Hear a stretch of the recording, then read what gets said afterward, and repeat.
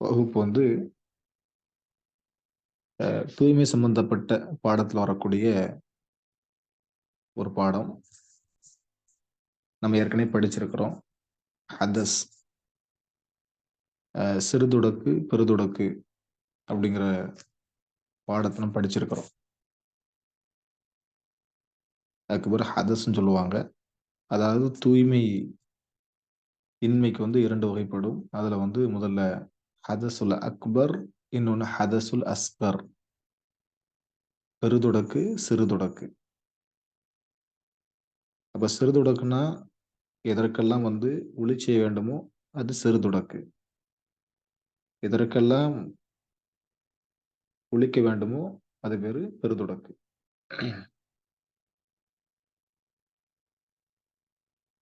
இப்ப இந்த ஹதஸுடைய பாடத்துல வந்து இன்னொரு ஒரு முக்கியமான ஒரு விஷயம் நாம் தெரிந்து கொள்ள வேண்டும்.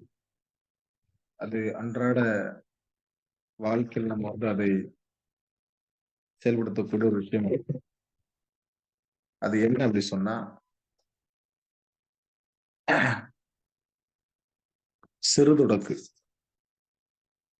சிறுதுடக்கு அதாவது சிறுதுடக்கூடியவர்கள் செய்யக்கூடாதவை. சிறுதுடக்கூடியவர்கள் செய்யக்கூடாதவை. இதெல்லாம் வந்து மார்க்கத்துல அவர்களுக்கு தடை செய்யப்பட்டிருக்கிறது. அதுல வந்து ஒரு 3 விஷயம்.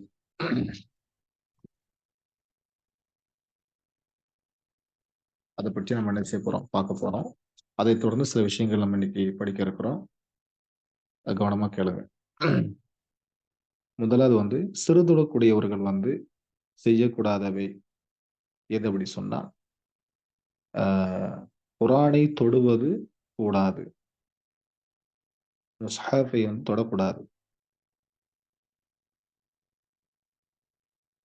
உளு செய்யாம என்ன செய்யக்கூடாது? குரானை தொடக்கூடாது. இது முதல் அம்சம்.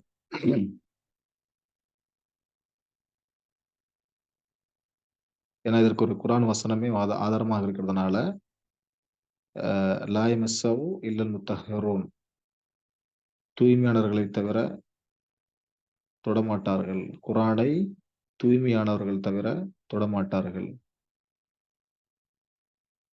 அப்ப இந்த வசனத்தினுடைய பொருள் வந்து எதை மையமாக பேசுதுன்னு சொன்னா, மலக்குமார்களை குறித்து பேசக்கூடிய வசனம் இது. மலக்குமார்கள் வந்து என்ன செய்வாங்க? மலக்குமார்கள் தான் சுத்தமா இருப்பாங்க.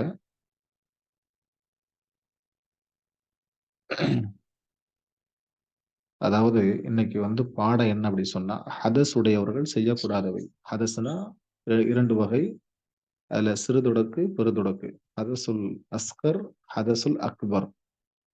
முதல் விஷயம் என்னன்னா, சிறுதொடக்கூடியவர்கள் செய்யக்கூடாதவை.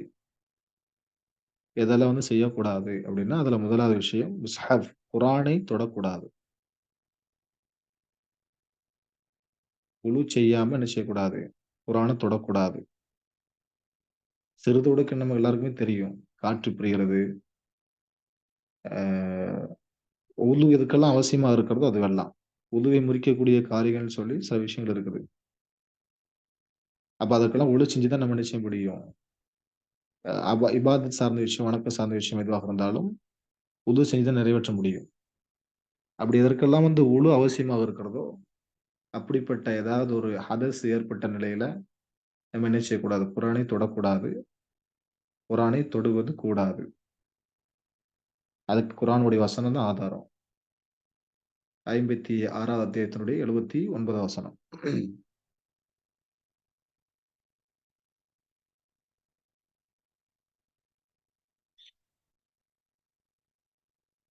அந்த வசனத்துல வந்து தூய்மையானவர்களை தவிர குரானை என்ன செய்ய மாட்டாங்க, தொடமாட்டாங்க.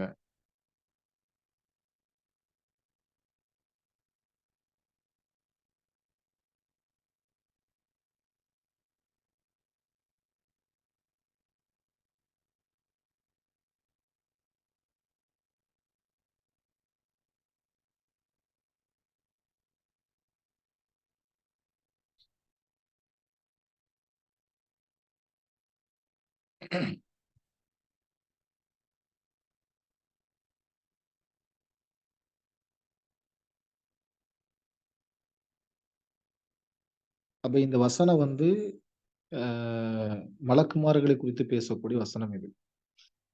அ மலக்குமார்களை குறித்து பேசக்கூடிய வசனம்னா, அப்போ மலக்குமார்கள் என்ன செய்வாங்க? குரான வந்து என்ன செய்வாங்க? தூய்மையான நிலையில என்ன செய்வாங்க? தொடுவாங்க. அப்போ மலக்குமார்கள் தூய்மையானவர்கள். அவர்கள் தான் என்ன செய்வாங்க? குரான தொடுவாங்க. அப்போ இந்த வசனத்தினுடைய கருத்து என்ன அப்படி சொன்னா, மலக்குமார்களே அந்த குரான என்ன செய்றாங்க? தூய்மையான நிலையில தான் என்ன செய்றாங்க? எடுக்குறாங்க. அப்ப அதே மாரி நம்மளும் என்ன செய்யணும்? குரானை தூய்மையான நிலையில தான் என்ன செய்யணும்? அதை தொட வேண்டும் அப்படிங்கிறது தான் இங்க வலியுறுத்தப்பட்ட ஒரு செய்தியாக இருக்கிறது. ஓகேவா? ஏன்னா ரசூல் ஸல்லல்லாஹு அலைஹி வஸல்லம் அவர்களும் வலியுறுத்தி இருக்கிறாங்க. யமன் வாசிகளுக்கு ஒரு கடிதத்தை எழுதி அனுப்பும் பொழுது, அந்த கடிதத்த நினைச்சுக்கிறாங்க. குரான வந்து தூய்மையானத தான் தொடணும் அப்படிங்கிறதுக்காக வேண்டி வலியுறுத்தி ஒரு கடிதத்த எழுதி ரசூலுல்லாஹ் நினைச்சிருக்கிறாங்க, அனுப்பியிருக்கிறாங்க. பெரும்பான்மையான அறிஞர்கள் இதை இணைச்சிருக்கிறாங்க, வலியுறுத்தி சொல்லியிருக்கிறாங்க. குரான வந்து என்ன செய்ய நம்ம உழு செஞ்சுட்டு தான் நம்ம என்ன செய்யணும், குரான தொடணும் அப்படிங்கிறது தான் பெரும்பான்மையான அறிஞர்களுடைய கருத்தாக இங்க இருக்கிறது. குறிப்பா சொல்லப்போனா, ஷேகுல் இப்னு தைமிய்யா ரஹ்மத்துல்லாஹ் அவங்க சொல்லக்கூடிய ஒரு செய்தி, 4 இமாம்கள், தலைசிறந்த 4 இமாம்கள் அ எல்லாரும் 4 இமாம்களால் ஏற்றுக்கொள்ளப்பட்ட ஒரு விஷயம், குரான் என்ன செய்யணும், சுத்தமான நிலையில தான் குரான தொடணும். அதாவது ஒழு செஞ்சுட்டு தான் குரான் என்ன செய்யணும், தொடணும். அப்படிங்கிறது தான் அவங்க 4 இமாம்களுடைய ஒரு சட்டமாக இருக்கிறது. ஏன் அவங்க சொல்றாங்க அப்படி சொன்னா, குரான் என்பது ஒரு மற்ற புத்தகம் மாரி கிடையாது. இப்ப ஏனைய புத்தகங்கள மாரி என்ன செய்ய முடியாது, குரான் நம்ம அணுக முடியாது. குரானுங்கிறது அதுக்குன்னு ஒரு தனி ஒரு மகத்துவம், ஒரு கண்ணியம் இருக்கிறது. ஏன்னா, அது அல்லாஹ்வுடைய வார்த்தை கலாமுல்லா. நம்ம குரானுக்கான ஒரு விளக்கம் நான் குடுத்திருந்தேன். குரானுடைய விளக்கம் என்ன அப்படின்னு சொன்னா, ஆ குரானை ஓதுவது இபாதத். குரானை ஓதுவது ஒரு இபாதத். அப்ப அது இபாதத்ன்னு வரும்பொழுது, அப்ப அந்த இபாதத் செய்யும்போது இப்ப நம்ம பெரும்பான்மையான நேரங்கள்ல இபாதத் செய்யும்போது எப்படி செய்றோம்? உது இல்லாமலே செய்றோம் நம்ம. இல்ல. தொழுகுறோம், நோன்பு பிடிக்கிறோம். இதெல்லாம் பாருங்களேன், இந்த இந்த விஷயங்கள்லாம் எடுத்து பார்த்தீங்கன்னா, உது செய்த நிலையில தான் நம்ம என்ன செய்றோம்? சுத்தமான நிலையில தான் நம்ம என்ன செய்றோம்? ஆரம்பிக்கிறோம். அப்ப இபாதத்தினுடைய விஷயத்துல சுத்தத்த நம்ம பேணுகிறோம். அப்ப குரானை ஓதுவதும் இபாதத் என்றால், அப்ப அந்த குரானை தொடும்பொழுது எப்படித்தான் இருக்கணும் நம்ம? சுத்தமாக தான் இருக்கணும். அப்ப என்ன? உழு செஞ்சுட்டு தான் என்ன செய்யணும்? குரானை தொட வேண்டும் அப்படிங்கிறது தான் இதுல முதல் ப ப பாயிண்ட்ஸா இருக்குது. முதல் விஷயம், குரானை தொடுவது, உது இல்லாமல் குரானை தொடக்கூடாது அப்படிங்கிறது தான் முதல் விஷயம். அதுக்கு ஹதீஸ் வந்து ஆதாரமா வந்து நசாயில வந்து 298 ஹதீஸு, தாரகுத்னில வந்து 433 ஹதீஸா இடம்பெற்றிருக்கிறது. நசாயில 298வது ஹதீஸு, தாரகுத்னி அப்படிங்கக்கூடிய ஹதீஸ் கிரந்தத்துல வந்து 433வது ஹதீஸ்.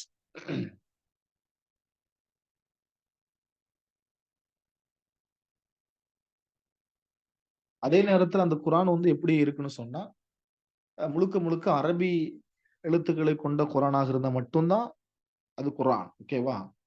அதுல தர்ஜுமா வருது அப்படின்னு சொன்னா, அது என்ன செய்ய முடியாது. டிரான்ஸ்லேட்டா தான் பார்க்க முடியுமே தவிர, அது குரானா என்ன செய்யப்படாது, பார்க்கப்படாது. முழுக்க முழுக்க எப்படி இருக்கணும்? குரான் அரபி வாசகங்கள் மட்டும் தான் இருந்திருக்கணும். ஓகேவா?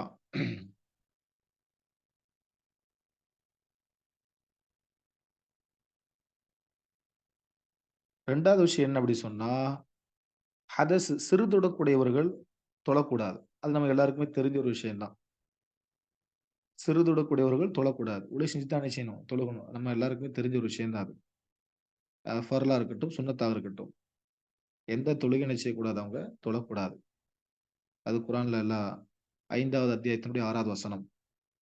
நீங்க தொழுகைக்கு தயாரான என்ன செய்யுங்க? உங்களுடைய முகங்களையும் கையில என்ன கழுவிக் கொள்ளுங்கள் அப்படிங்கிற வசனம் வருது அதுக்கு ஆதாரம். 5வது அத்தியாயத்தினுடைய 6வது வசனம். இது நமக்கு தெரியும். தெரியாத விஷயங்கள மட்டும் நான் கொஞ்சம் விளக்கப்படுத்துவேன். தெரிஞ்ச விஷயங்கள என்ன செஞ்சுருவேன், நான் ஸ்பீடா நடத்திட்டு போயிருவேன். ஓகேவா?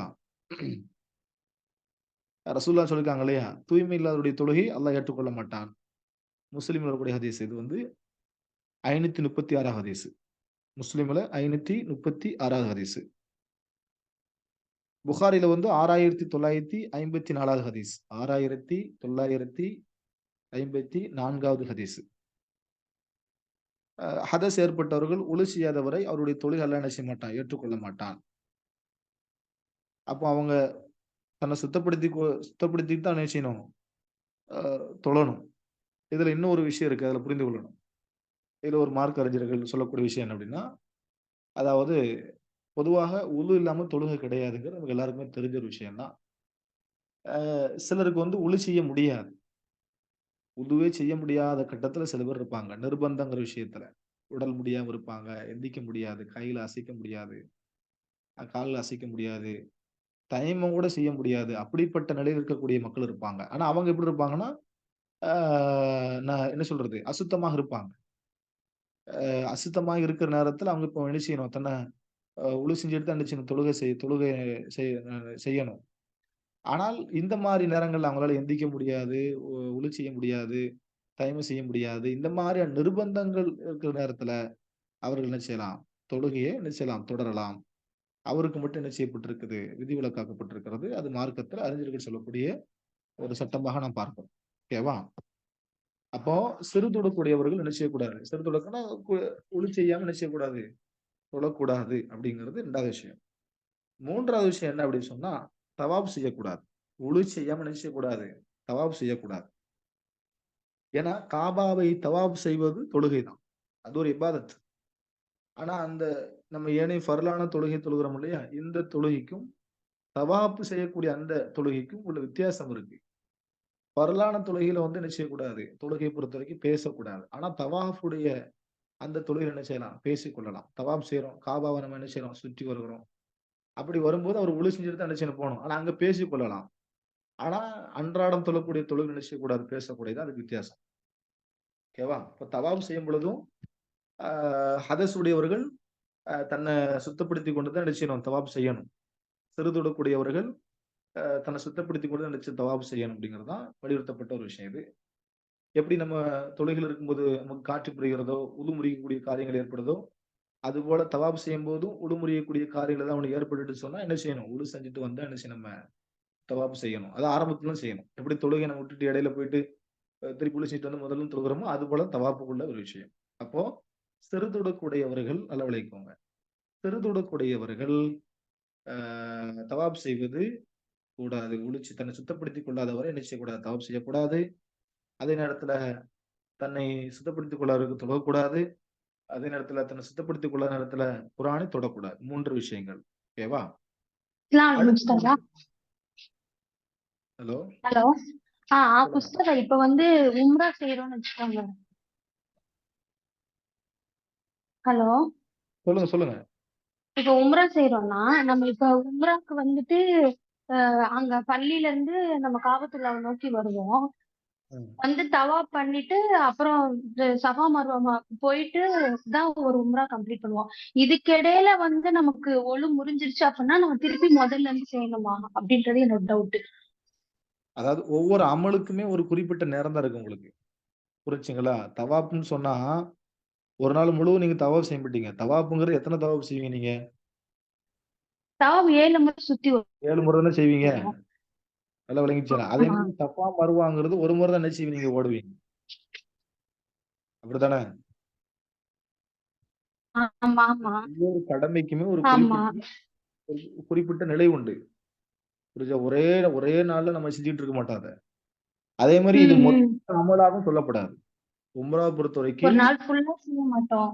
ஆமா. அது மொத்த அமலா கணக்கெடுக்கப்படாது. இப்போ நம்ம வந்து லுஹர் தொழுகை 4 ரக்காத்து தான். லுஹர் தொழுகை 4 ரக்காத்து தான். அப்ப இந்த 4 ம். ரக்காத்து தொழுகிற பொழுது உளு 4. முறிஞ்சு ம். வந்துர்றோம் ம். நம்ம. புரிஞ்சுங்களா உங்களுக்கு? உளு முறிஞ்சுன்னு வச்சுக்கோங்களேன். ஆமா. நம்ம உளு செஞ்சுட்டு திருப்பி வந்து என்ன செய்றோம்? தொழுகைய ஆரம்பம் செய்றோம். இந்த மாரி சரி. தவாப் செய்யும்போது உங்களுக்கு உளு புரிஞ்சா, நீங்க தவாப் 7 முறை செய்யணுமா? அந்த 7 ஆ. முறைல நீங்க 3 முறை செய்யும் பொழுதோ, 4 முறை செய்யும் பொழுதோ, உளு முறிஞ்சுட்டா நீங்க ஆ. என்ன செய்யணும்? உளு செஞ்சுட்டு வந்தா என்ன செய்யணும்? தவாப் செய்யணும். ஓகேவா? ஆ. அதுக்கப்புறம் நல்லா விளக்கிக்கோங்க. அதுக்கப்புறம் நீங்க சஃபா, மர்வா நீங்க போறீங்க அப்படி சொன்னா, சஃபா, ம். மர்வா போற நேரத்துல உங்களுக்கு உளு இருந்தா, நீங்க அப்படி கன்டின்யூ பண்ணலாம். சஃபா, மர்வா ம். ம். செய்யும்போது உளு முறிஞ்சா நீங்க என்ன செய்யணும்? உளு முறிஞ்சுட்டு என்ன செய்யணும்? எதெல்லாம் ரசூல் திருப்பி ஸல்லல்லாஹு ஒழு அலைஹி வஸல்லம் செஞ்சுட்டு அத மட்டும் ஆமாமா. கம்ப்ளீட் பண்ணணும். எதெல்லாம் ஹஜ்ஜுடைய காலத்துல வந்து எதெல்லாம் ரசூலா நமக்கு ஒரு இபாதத்தாக காமிச்சு குடுத்திருக்கிறாங்களோ, ஆ. அங்கெல்லாம் இது அவசியம். ஆ. ஆ. ஓகேவா? நீங்க ஹஜ்ஜுக்கு போனீங்கன்னா, உம்ராவுக்கு போனீங்கன்னா, உங்களுக்கு அங்க சில விஷயங்கள் வந்து இபாதத்தாகவே காட்டிக் குடுப்பாங்க. வணக்குங்கிற சில கடமைகள் சொல்லிக் குடுப்பாங்க. ம். எங்கெல்லாம் ம். வணக்கம்ன்னு வருதோ, அந்த கடமை விஷயத்துலலாம் கண்டிப்பா நீங்க என்ன செஞ்சாகணும்? உது செஞ்சாக வேண்டும். ஓ! சரி, சரி, சரிங்க மிஸ்டர். அதாவது எந்த இது இப்ப எதுல விடுறோமோ, அந்த இதுக்கு மட்டும் ஒழு செஞ்சு அத கம்ப்ளீட் பண்ணணும். ஆமா ஆமா, அவ்வளவுதான் அவ்வளவுதான். ஆமா. திருப்பி இருந்து லொஹர்ல இப்ப லொஹர்ல அப்படிலாம் செய்ய ஒண்ணு வேண்டாம். நீங்க முடிஞ்சு சஃபா மர்வா ஃபஜர்ல வந்து தொழுகணும்னு சஃபா இல்ல. மர்வா நீங்க சஃபா மர்வா பண்ணிட்டு இருக்கும்போது உங்களுக்கு உளு முறிஞ்சிட்டுன்னா, நீங்க ஆ, திருப்பியும் செஞ்சுட்டு தான் வந்து சஃபா மர்வா செய்யணும் அவசியம் கிடையாது. ஆ, ஆ. புரியுது, புரியுது. புரியுது மிஸ்டர். லுஹருக்குன்னா லுஹரு தான். அசருக்கு உங்களுக்கு உளு முறிஞ்சா நீங்க லுஹரையும் அசரையும் என்ன செய்யக்கூடாது, சொல்லக்கூடாது. ஓகேவா? அந்த மாதிரி. ஆ, ம். புரியுது, புரியுது, புரியுது மிஸ்டர். புரியுதா? அடுத்து வந்து பெருதொடக்குடையவர்கள் செய்யக்கூடாத காரியம். சிறு தொடக்குன்னா எதுக்கெல்லாம் ஒளி செய்ய வேண்டுமோ அதெல்லாம் சிறு தொடக்கு. பெருதொடக்குன்னா அப்படி சொன்னா, எதற்கெல்லாம் குளிக்க வேண்டுமோ அது பெருதொடக்கு. ஓகேவா? அப்படி பெருதொடக்கு ஏற்பட்டால் செய்யக்கூடாத காரியங்கள் என்ன அப்படி சொன்னா, பெருதொடக்கு நம்ம எல்லாருக்குமே தெரியும். பெருதொடக்குன்னு சொன்னா பெரும்பான்மையாக 3 விஷயங்கள நம்ம உடல்ல மனுஷன் வாழ்க்கையில் ஏற்படக்கூடிய விஷயங்கள். ஒன்று குளிப்பு கடமையாகிறது, ஜனாபத்துன்னு சொல்லுவாங்க. இன்னொன்னு ஹைலு, இன்னொன்னு நிஃபாஸ். ஹைலு உங்களுக்கு தெரியும் மாதவிடாய் இது. 3வது வந்து நிஃபாஸ். நிஃபாஸ்ன்னு சொன்னா பிரசவத்துடைய ரத்தம். இந்த மாரி நேரங்கள்ல அவங்களுக்கு வந்து என்ன செய்யுது, குளிப்பு கடமையாயிரும். இப்படி இருக்கிற நேரத்துல இவங்க செய்யக்கூடாத காரியம் என்ன அப்படின்னு சொன்னா, பெருதொடக்கூடியவர்கள் செய்யக்கூடாத காரியங்கள்ல முதன்மையான விஷயம் என்ன அப்படி சொன்னா, குரானை ஓதுவது கூடாது. நல்லா விளங்கிக்கோங்க. சிறு தொடக்குல சிறு தொடக்கும், பெருதொடக்கும் ஒரு விஷயம் புரிஞ்சுக்கணும் நீங்க. எதெல்லாம் சிறு தொடக்கத்துக்கு வருதோ, அது பெருதொடக்கத்துக்கு என்ன செய்யும்? பொருந்தும். எதெல்லாம் சிறு தொடக்குக்கு வருதோ, அதெல்லாம் பெருதொடக்கத்த என்ன செய்யும்? பொருந்தும். பெருதொடக்க செய்யக்கூடாத காரியங்கள்ல முதன்மையானது குரானை ஓதுவது கூடாது. அங்க தொடக்கூடாது. இங்க ஓதக்கூடாது. ஓகேவா? சிறு தொடக்குல வந்து குரானை தொடக்கூடாது. உளு இல்லாம குரானை தொடக்கூடாது. பெருதொடக்குல வந்து என்ன செய்யக்கூடாது? குரானை ஓதுவதே கூடாது. பெருதொடக்குனா 3 விஷயம் இருக்குது. ஹைலு, நிஃபாசு, குளிப்பு ஜனாபத். அதாவது குளிப்பு கடமையாகிறது. ஓகேவா? இதுல வந்து முதல் விஷயம் குளிப்பு கடமையானவர்கள். அதுல முக்கியமா வச்சுக்கணும். குளிப்பு கடமையானவர்கள் குரானை ஓதக்கூடாது. இன்னும் சொல்லப்போனா மனப்பாடமாக இருந்தாலும் கூட ஓதக்கூடாது. ஆனால் சிறு தொடக்க பொறுத்தவரைக்கும் என்ன செஞ்சுக்கலாம்? குரான என்ன செஞ்சுக்கலாம்? மனப்பாடம் பண்ணியிருந்தா ஓதிக்கிறலாம். மனப்பாடமா சில வசனங்கள் இருக்குன்னா ஓதிக்கிறலாம். தவறு கிடையாது. ஒரு புத்தகத்துல குரான் வசனத்த படிச்சுக்கிறலாம். தவறு கிடையாது. ஆனால் பெருதொடக்கூடியவர்கள் குரானை மனப்பாடம் செஞ்சிருந்தாலும் என்ன செய்யக்கூடாது? ஓதக்கூடாது. குரானை எடுத்து என்ன செய்யக்கூடாது? ஓதவே கூடாது. முஸ்ஹப்னா அந்த அரபி முழுக்க முழுக்க அரபி வசனங்களை கொண்ட குர்ஆன். ஓகேவா? அது ஓதவே கூடாது. அதுல முதல்ல என்ன கொண்டு வராங்க? ஜனாபத்துடையவர்கள், குளிப்பு கடமையானவர்கள் என்ன செய்யக்கூடாது? குர்ஆனை ஓதக்கூடாது. ஏன்னா ரசூல் ஸல்லல்லாஹு அலைஹி வஸல்லம் அவர்கள் சொல்லியிருக்கிறாங்க, அ குர்ஆனை விட்டு நபி ஸல்லல்லாஹு அலைஹி அவர்களை எதுவும் தடுக்காது. இல்ல ஜனாபத் அப்டின்னாங்க. அதாவது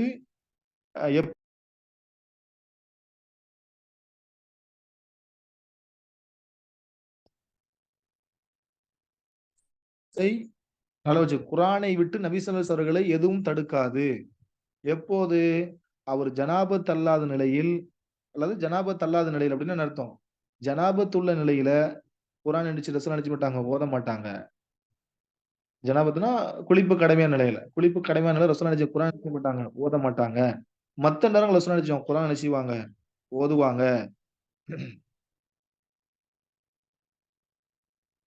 சஹாபாக்கள் அறிவிக்கிறாங்க. நபி ஸல்லல்லாஹு அலைஹி அவர்கள் ஆ குளிப்பு கடமை இல்லாத நிலையில குர்ஆன் என்ன செய்வாங்க? ஓதுவாங்க. ஆனா குளிப்பு கடமையாயிட்டா ரசூல் என்ன செய்ய மாட்டாங்க? குர்ஆனை ஓத மாட்டாங்க. அப்படிங்கிறது வரக்கூடிய செய்தி. திர்மிதில வந்து 146வது ஹதீஸு. அபூதாவுதுல வந்து 229வது ஹதீஸு. திர்மிதில வந்து 146வது ஹதீஸு. அபூதாவுதுல வந்து 229வது ஹதீஸு. ஓகேவா?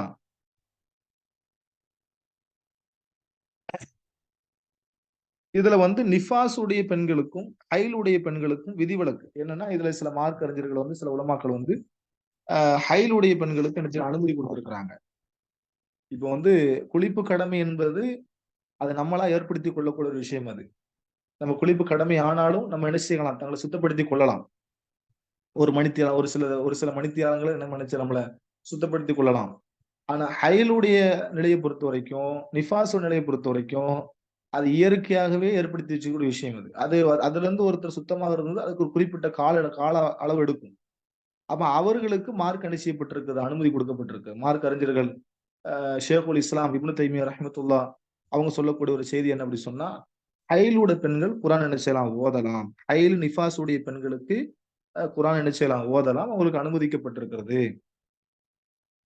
அவங்க ஓதக்கூடாதுங்கிறதுக்கு நேரடி அர்த்தம் எங்கேயுமே கிடையாது. ஓதக்கூடாது என்பதற்கு நேரடியான ஆதாரம் எங்கேயுமே கிடையாது. ஓதலாம். ஏன்னா அது வந்து இயற்கையாகவே அவள் உடல் ஏற்படக்கூடிய ஒரு விஷயம். அதுலயும் சொல்றாங்க ரசூலுல்லாஹி ஸல்லல்லாஹு அலைஹி வஸல்லம் எப்படி ஆ குரான் மறந்து விடுமோ அது இப்னு ஷேகுல் இஸ்லாம் இப்னு தைமிய்யா ரஹ்மத்துல்லாஹி அவங்க சொல்லக்கூடிய செய்தி என்ன? குர்ஆனுடைய வசனங்கள் மறந்து விடுமோங்கிற பயம் உங்களுக்கு வந்தா, அவங்க குர்ஆன் என்ன எடுத்து ஓதிக்கொள்ளலாம். அதே நேரத்துல வந்து அவங்க சில பாடசாலையில வந்து அவங்க வந்து பாடம் நடத்த வேண்டிய ஒரு நிலை வந்துச்சுன்னா, அங்க குர்ஆன் வசனம் சொன்னா, அவங்க என்ன செய்யலாம்? குர்ஆன் வசனங்கள சொல்லிக் கொள்ளலாம். அதுக்கு தவறெல்லாம் கிடையாது. அவங்களுக்கு அனுமதிக்கப்பட்டிருக்கிறது. ஹைல் நிஃபாஸுக்கு மட்டும். ஓகேவா? ஆனா குளிப்பு கடமையானவர்கள் என்ன செய்யக்கூடாது? குர்ஆனை அறவே ஓதக்கூடாதுங்கிறது தான் இங்க சொல்லப்பட்ட ஒரு விஷயம். அதே நேரத்துல வந்து குர்ஆனுடைய வசனங்கள், துஆக்கள் குர்ஆனில் வரக்கூடிய சில துஆக்கள் என்ன செய்யலாம்? அ அவங்க ஓதிக்கலாம். அது மார்க்கத்துல அனுமதிக்கப்பட்டிருக்கிறது. ஓகேவா? அடுத்து 2வது விஷயம் என்னன்னா, மஸ்ஜிதுல தங்கக்கூடாது. குளிப்பு கடமையானவர்கள் என்ன செய்யக்கூடாது? மஸ்ஜிதுல தங்கக்கூடாது. அதே நேரத்துல வந்து ஹைல் உடைய பெண்கள் என்ன செய்யக்கூடாது? மஸ்ஜிதுக்குள்ள வரக்கூடாது. நிஃபாஸ் உடைய பெண்கள் என்ன மஸ்ஜிதுக்குள்ள வரக்கூடாது. தங்கக்கூடாது. வரவும் கூடாது, தங்கவும் கூடாது. ஏன்னா ரசூல் ஸல்லல்லாஹு அலைஹி அவர்கள் சொல்லியிருக்கிறாங்க ஒரு விஷயத்த என்னன்னா, ஆ ஹைல் இருக்கின்ற பெண்களுக்கும், குளிப்பு கடமையானவர்களுக்கும் மஸ்ஜிதுக்குள் தங்குவதை நான் அனுமதிக்க மாட்டேன். அப்படின்னு ரசூல் என்ன சொல்றாங்க? மஸ்ஜிதுக்குள் வருவதையும், மஸ்ஜிதுக்குள் தங்குவதையும் ரசூல் அனுமதிக்க மாட்டேன் ரசூலுல்லாஹ் சொல்லிட்டாங்க. இந்த ஹதீஸ் எங்க வருது அப்படி சொன்னா, 2வது அத்தியாயத்தினுடைய அபூதாவுதினுடைய 232வது ஹதீஸ் இது. அபூதாவுதுல வந்து 232வது ஹதீஸ். இப்னு குஸைமால வந்து 1327. நோட் பண்றீங்களா நீங்க? நோட் பண்றதா ஒரு மெசேஜ் போடுங்க. பாடத்துல தான் இருக்கிறோம் அப்படிங்கிறதுக்கு ஒரு மெசேஜ் போடுங்க. ஓகே. அப்போ மஸ்ஜிதுக்குள்ள அவங்க என்ன செய்யக்கூடாது? வரக்கூடாது. மஸ்ஜித் தங்கவும் கூடாது.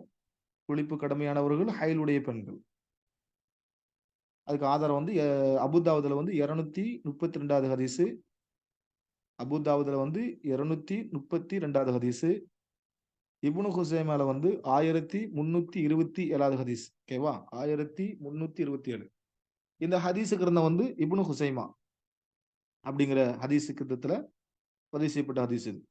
குர்ஆன் வசனம் வருது. 4வது அத்தியாயத்தினுடைய 43வது வசனம். 4 அத்தியாயத்தினுடைய 43வது வசனம். யா அய்யுஹல்லதீன ஆமனு லா தக்ரபுஸ் ஸலா வ அன்தும் சுகாரா. எப்படி சொல்றான் பாருங்க. அதாவது நீங்க என்ன செய்யுங்க, போதையில இருக்கிற நேரத்துல நீங்க என்ன செய்யுங்க, தொழுகைக்கு என்ன செய்யாதீங்க, வராதீங்க. தொழுகையின் பக்கம் நீங்க நெருங்காதீங்க. ஹத்தா தஅலமு மா தகூலூன். நீங்க சொல்றத உங்களால விளங்கிக் கொள்ள முடியாத நிலையில என்ன செய்யாதீங்க நீங்க, தொழுகைக்கு வராதீங்க. ஆனா இந்த வசனம் வந்து நஸ்க் செய்யப்பட்ட வசனம். இந்த வசனத்த வந்து அல்லாஹ் வந்து ஆரம்பத்துல இறக்கப்பட்ட வசனம் இது. அது ஆரம்பத்துல வந்து சஹாபாக்கள் வந்து என்ன செய்வாங்க, மது வந்து ஹராமாக்கப்படுறதுக்கு முன்னாடி இறக்கப்பட்ட ஒரு வசனம் தான் இது. அதற்கு அப்புறம் அல்லாஹ் என்ன செஞ்சுட்டான், ஓ முற்றிலும் என்ன செய்யப்பட்டுருச்சு, இன்னமல் ஹம்ர் வல் மைத்தத்த, அதாவது மது என்ன அல்லாஹ் வந்து முற்றிலும் ஹராம் ஆக்கிட்டான்.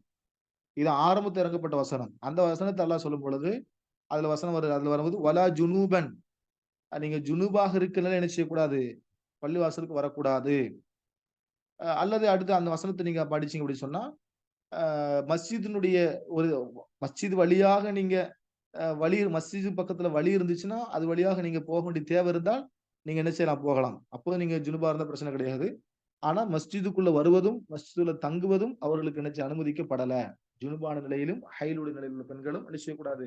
மஸ்ஜிதுக்குள்ள வரவும் கூடாது, தங்கவும் கூடாது.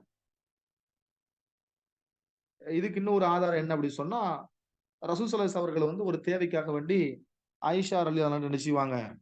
ஒரு தேவைக்காண்டி கேட்பாங்க. ஒரு பொருள் எடுத்தாங்கன்னு கேட்பாங்க. அப்ப ரசூலுல்லாவுடைய வீடும் மஸ்ஜிது நபவி எப்படி இருக்கும்? ஒட்டி ஒட்டி இருக்கும். ஒட்டி ஒட்டி இருக்கும். ஒரு சுவரு தான். ஆ அப்போ ஆயிஷா ரலியல்லாஹு சொல்லுவாங்க, ஆ நான் ஹைலுடைய நிலையில இருக்கிறேன். என்னால என்ன உள்ள வர முடியாது அப்படின்னு சொல்லிருவாங்க. அப்ப ரசூல் ஸல்லல்லாஹு சொல்லுவாங்க, அதாவது எப்படின்னா, உன்னுடைய அஹ் ஹைல் என்பது கையில் இல்லை அப்படிம்பாங்க. உன்னுடைய ஹைல் என்பது உன்னுடைய கையில் இல்ல. அப்ப நீ என்ன செய்யலாம்? ஒரு பொருள் வேணா அப்படி எடுத்து கொடுத்துக்கலாம், நீட்டி கொடுத்துக்கலாம். தவிர உள்ள வருவதற்கும் அங்க தங்குவதற்கு தான் அனுமதி கிடையாதே தவிர, பொருளை வந்து ஒரு தேவைக்கு ஏதாவது பொருளை கொடுக்குறான்னா என்ன செஞ்சுக்கலாம், வாங்கிக்கலாம். வெளியில வெளியிருந்து நீ வாங்கிக்கலாமே தவிர உள்ள வரக்கூடாது. அப்ப ஆயிஷா ரலியல்லாஹு அன்ஹா அவங்க புரிஞ்சு வச்சிருக்கிறாங்க. டவுட் கேளுங்க. அஸ்ஸலாமு அலைக்கும் உஸ்தாத். உஸ்தாத், நான் லாஸ்ட் மந்த் தீனியத் கோர்ஸ் முடிச்சேன். அப்ப எங்க உஸ்தாத் என்ன சொல்லியிருந்தாங்கன்னா, பீரியட்ஸ் டைம்ல கூட குரான் ஓதலாம், தொடலாம். குரான் வசனம் நம்ம மனசுல மனப்பாடமா இருக்கு. அது எப்படி நம்ம அழிக்க முடியும்? குரான் எல்லாம் தொடலாம் அப்படின்னு சொல்லியிருந்தாங்க. இப்ப நீங்க சொல்லும்போது எனக்கு டவுட்டா இருக்கு. நான் எதை எடுத்துக்கிறது, எதை விடுறதுன்னு தெரியல. இப்ப நான் குர்ஆன ஓதக்கூடாதுன்னு சொல்லவே இல்லையே. குர்ஆன தொடலாம் தொடலாம் ஓதலாம். தொடலாம்னு சொன்னாங்களே அவங்க. இல்ல. நான் இப்ப குர்ஆன வந்து ஹைலுடைய பெண்களுக்கு, நிஃபாஸுடைய பெண்களுக்கு அனுமதிக்கப்பட்டிருக்குன்னு தான் நான் சொன்னேன் இப்ப நானு. நீங்க இல்ல, பாடத்த நீங்க வந்து கவனிக்கல. டிரான்ஸ்லேட் பண்ண குரான் வந்து தொடலாம். டிரான்ஸ்லேட் இல்லாத குரான் தொடக்கூடாதுன்னு சொன்னீங்க இல்லையா? விழிப்பு கடமையா இருக்கும்போது கூட. குளிப்பு கடமையா இருக்கும்போது குர்ஆன் அறவே தொடக்கூடாது அவங்க.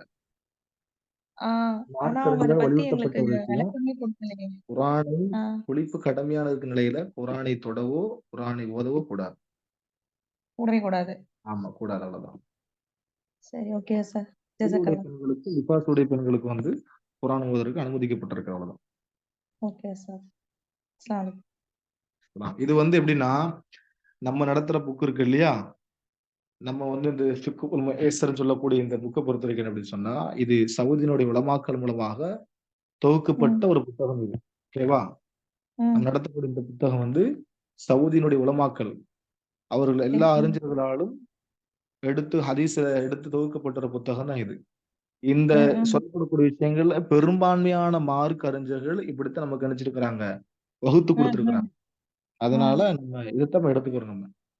அவங்க சரி, என்ன ஓகே. நோக்கத்துல சொன்னாங்கிறத நீங்க கேட்டுக்கோங்க நீங்க. ஓகேவா? அவங்க ஓகே உண்மையில சார். ஹைலுடைய பெண்களுக்கு தான் அப்படியான சட்டம் சொல்லியிருப்பாங்கன்னு நினைக்கிறேன் நானு. ஓ! ஹைலுடைய பெண்களுக்குன்னா சரிங்க. ஷேகுல் இஸ்லாம் இப்னு தைமிய்யா ரஹ்மத்துல்லாஹி அவங்க சொல்லும் பொழுது ஒரு செய்தி பதிவு செய்றாங்க. என்னன்னா, ம், குர்ஆனுடைய வசனங்கள் அவங்களுக்கு மறந்து விடுங்கிற பயம் உங்களுக்கு வந்தால், குர்ஆனுடைய ம். வசனங்கள் அவங்களுக்கு மறந்து மறந்துடும். விடுங்கிற ஒரு பயம் வந்துச்சுன்னா, என்ன செஞ்சுக்கலாம் அவங்க? குர்ஆன ஓதிக்கொள்ளலாம். ஓதிக்கலாம். ம், ம், ஆமா.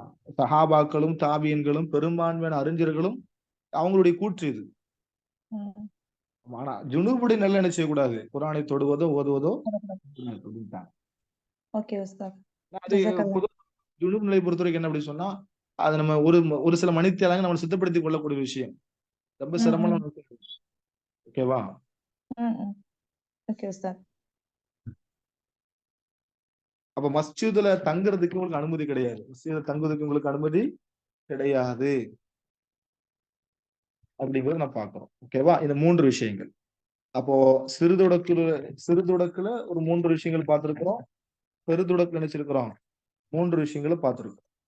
அப்ப இந்த அடிப்படை நம்முடைய அமல்ல மனிதன் அமைத்துக் கொள்ள வேண்டும். அடுத்து வந்து நம்முடைய ஃபிக்ஹ்னுடைய அடுத்த பாடம் என்ன அப்படி சொன்னா, இயற்கை தேவையை நிறைவேற்றுவதனுடைய ஒழுங்குகள். இயற்கை தேவையை நிறைவேற்றுவதனுடைய ஒழுங்குகள். பொதுவாக அல்லாஹ்வுடைய மார்க்கத்தை பொறுத்தவரைக்கும் என்ன அப்படின்னு சொன்னா, நமக்கு முழுமையான வழிகாட்டுதலை எல்லா தந்திருக்கக்கூடிய ஒரு மார்க்கம் தான் இந்த இஸ்லாம் மார்க்கம்.